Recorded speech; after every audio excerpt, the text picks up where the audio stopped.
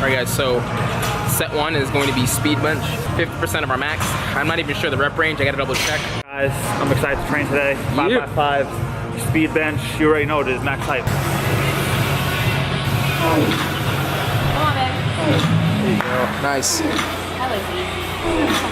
Got motivated me to move some His real speed bench is like 2 plates. Yeah, he's making the noises just to act like it's hard. It's the football player in me, bro. Alright guys, so here we go. We're running max height. Chris is up first. We're on speed bench. And by the way guys, this is my buddy Chris Barakat. We just recently met. He was living in the area. I met him through my coach, Chris Elkins. So we figured, hey, why not link up and just start training? So he's one of the co-founders of this training program, actually, him and Chris Elkins. So being able to train with one of the people who actually wrote the program is pretty cool. So we're going to speed bench first. 5 sets of 5. Come on, babe. Strong set. Good job, honey. Strong, come on. Good. Good job. Come on. Come on, babe. 7. Let's go, let's go. Come on. Drive it home. There we go. Just changing the weights over here because Will had gone. Back to speed bench. I speeded this up a little bit so you guys can kind of see the difference between the speed of which this is sped up by 200 times between which I bench and Chris benches, and he benches a lot faster than me. Me, I've just always had this like real slow eccentric. That's what's most comfortable for me. But I do try to be explosive as I can off the chest. Will up again over here. Beast just speed benching 185 like it's nothing. He's got a nice and slow eccentric on this last one. Bang. You're an animal, Will. Tanya's back up, but we're doing next up is the incline hammer strength press. And you guys know me. You guys, anybody who's been following me for a while, I'm not really big on machines, other than like pulling machines. With pressing machines, I prefer to just use dumbbells if I'm not using a barbell. But I actually like this one. This machine, I don't know, like, for me, machines tend to usually hurt on my joints, which is why I personally think on machines you really shouldn't be locking out, because they just put your joints at a really weird angle. You should just kind of, I think personally, this is my opinion, be keeping constant tension more than actually just locking out. And I think I did lock out on my reps, but this is actually a workout from a few days ago. In the future, I'm not going to really be locking out of my reps. That's Chris just killing it. It's funny because Chris is weaker on pressing than I am, but I'm stronger on pressing, but he's stronger on pulling. And you guys are going to see in future workouts, like he can barbell row and deadlift more than I can, but I can overhead press. I can overhead press more than he can. I can squat more than he can, and basically just any pressing pattern. See, same thing on slow eccentrics, and then boom, back up. But yeah, I do like this machine. If there was going to be a machine of choice for me to press on, if any at all, it would definitely be this. My only thing is, you guys know me with the whole elbow tuck, like making sure to keep up my elbows tucked just for safety reasons.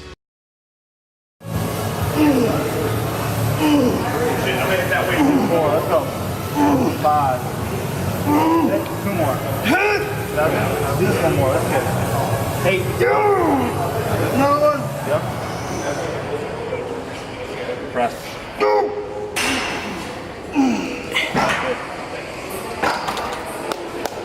Zone just killing it. Easy money. No problem. And this is the machine that I'm not a big fan of. I'm not going to do this machine again. This is like a wide press. Just the way it opens up your chest just really bothers my sternum, and I have problem doing actually dips because I actually have a problem doing dips because of the way structurally the way I'm designed, and it hurts my sternum. And for any of you that have that same problem, if you're doing dips and you feel sharp pain in the middle of your sternum, don't continue the movement. Okay. Find another alternative. There are other ways to build up your chest and triceps, much more comprehensive ways. You don't have to do dips or this particular machine, but because it opens up your chest in that fashion, it hurts. And look at this, look at Will just casually pressing 3 plates, no problem, easy money. Just warming up over here, guys. Dude's a freaking powerhouse. But yeah, this machine, it's not really my flavor. I'll more than likely not do that again. So when we are doing this, I'm going to find a different movement altogether that I'm going to do. And then we did this chest fly. As you guys can see, we kind of modified it. You can see you're supposed to be sitting, obviously, and you're supposed to actually be sitting down. But for whatever reason, we wanted I think it was actually Chris's buddy who was actually telling us this is how he does it. Not bad. I prefer dumbbells if I am going to do flies, just because I kind of like to just have that range of motion in which I can control. Yeah, Chris was dying. He was like, yo, drop that weight down, bro. Let me do this drop set. But yeah, this machine's a bit odd. Definitely a bit odd. But I think it's more so because you're just unstable, you know? Or at least when I did it. He looks pretty stable. When I did it, I felt unstable, felt off. And I kept my arms more at like a 45-degree angle. You're going to see in my set here. See that? Just because I'm so used to any chest movement or any pressing pattern, fly pattern, I like to keep my arms, my elbows at a 45-degree and tucked, just keep my shoulders healthy, keep my shoulders safe. Some people can have them flared, like Chris usually has them flared. It doesn't really bother him. You get him in the background just chilling. Come on, bro, he's supposed to be working. But yeah, some people can do that. They just have more resilient shoulders. Like he's got way more resilient shoulders than I do in terms of mobility and just being able to handle elbow flare with little to no pain.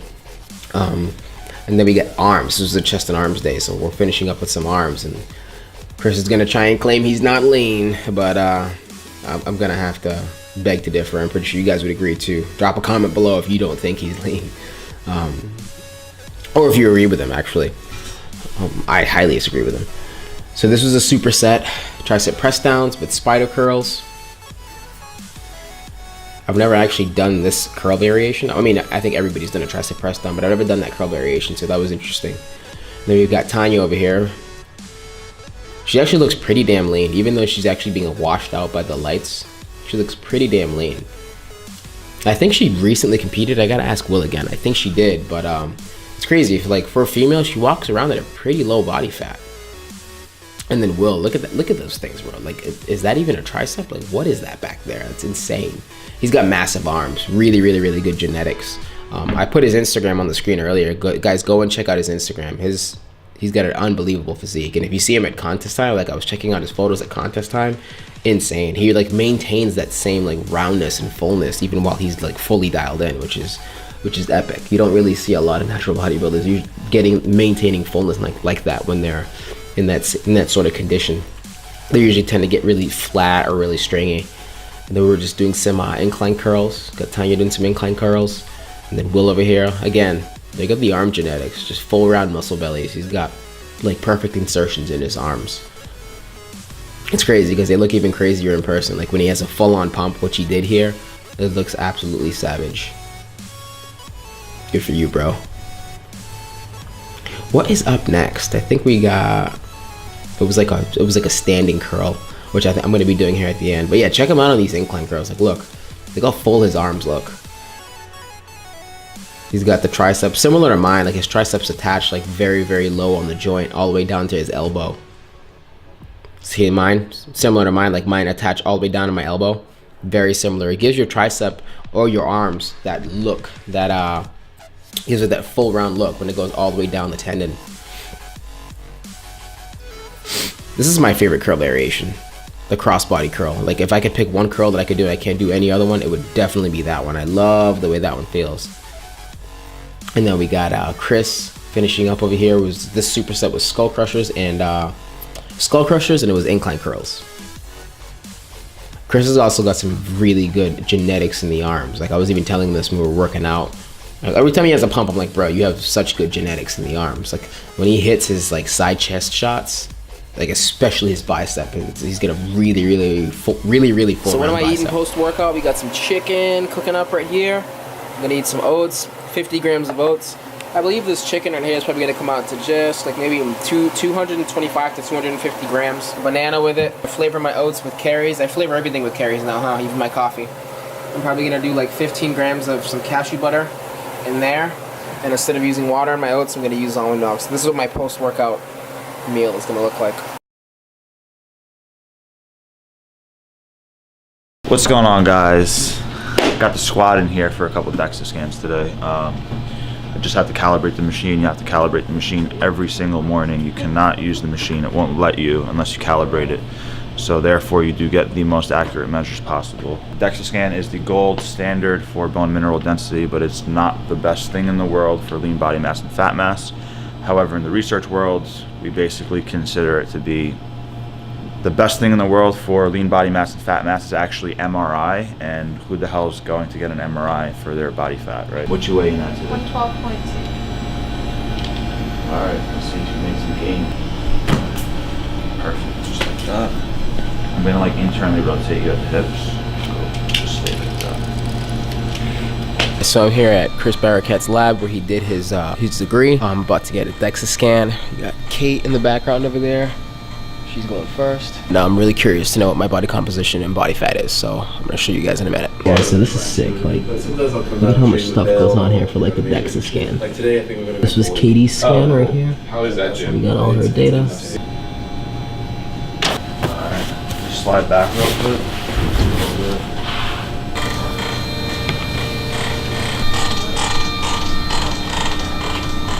This is just ultrasound gel. It's basically a water substance. So I'm gonna have to zoom out to like the largest degree because this guy's too jacked.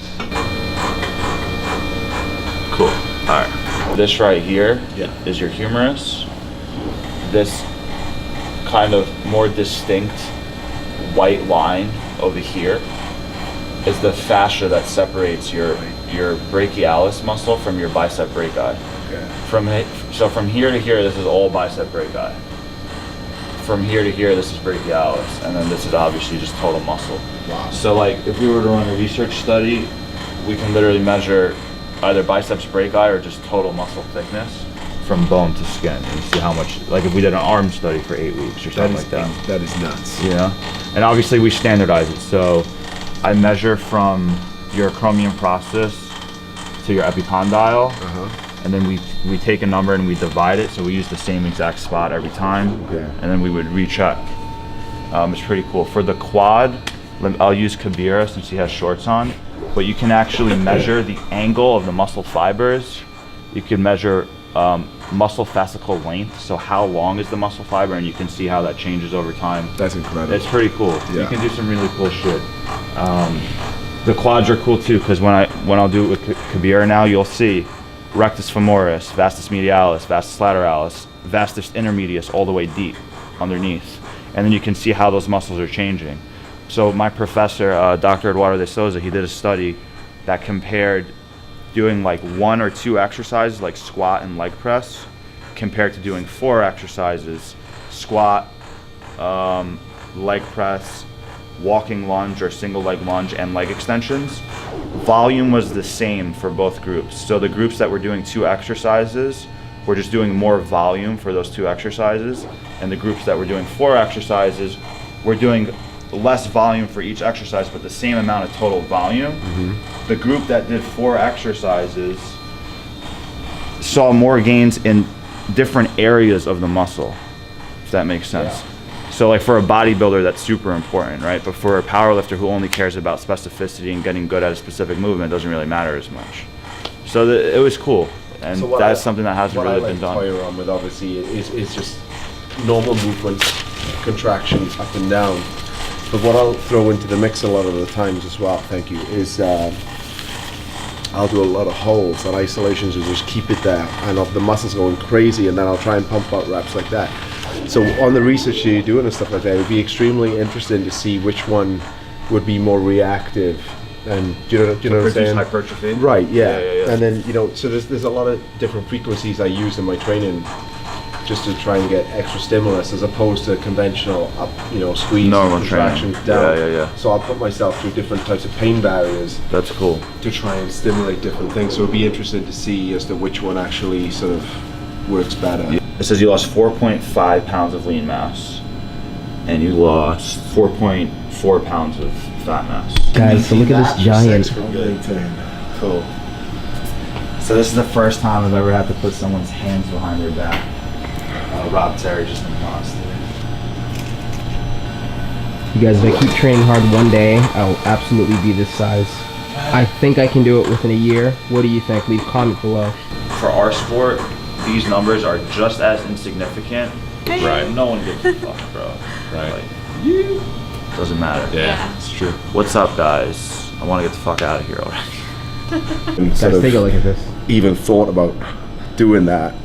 You know what I mean? So that was never a factor for me because I know I wouldn't probably live long if I did it. Yeah, with one kidney. That kind of reinforces why I chose that route anyway, because I was forced to. Natural is when to maintain a 280 for me is just like breathing. Do you know what I mean? It's very natural for me to do that.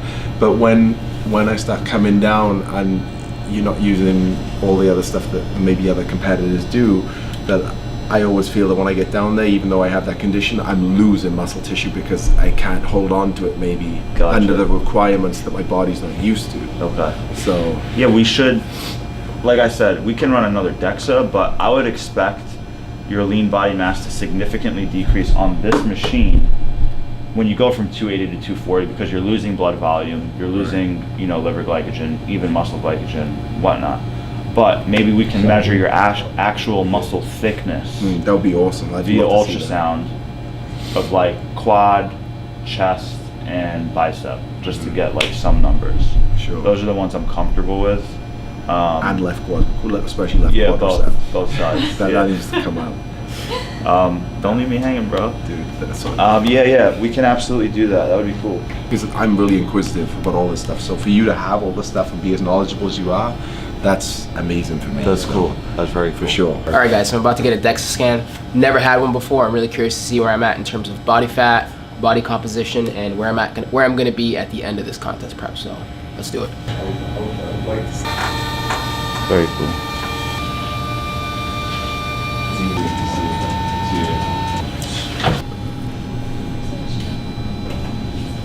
Alright guys, so this is my DEXA scan. Your bone mineral density though is below average, bro. Is it really? Yeah, we gotta start lifting heavier and supplementing with calcium. But body fat completely shredded, 7.22% right now. And dude, without your brain fat, so just your actual body fat, getting rid of your head, you're at 6.4. Jesus. Yeah. So we gotta put the brakes on with this cut, because you gotta be shredded for July. Red tissue is all muscle tissue, pink is obviously organs, blue is bones. If you look at the outside by his hips, he has a little bit of this yellow tissue. Then by his traps and delts, that's what the fat tissue comes up as. It shows you the color difference. Using the BMI scale, it doesn't mean anything. He's considered overweight, but it doesn't matter because he's lean as hell.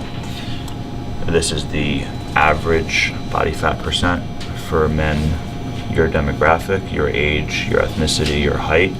It's closer to 18%. And you're at freaking 7.2.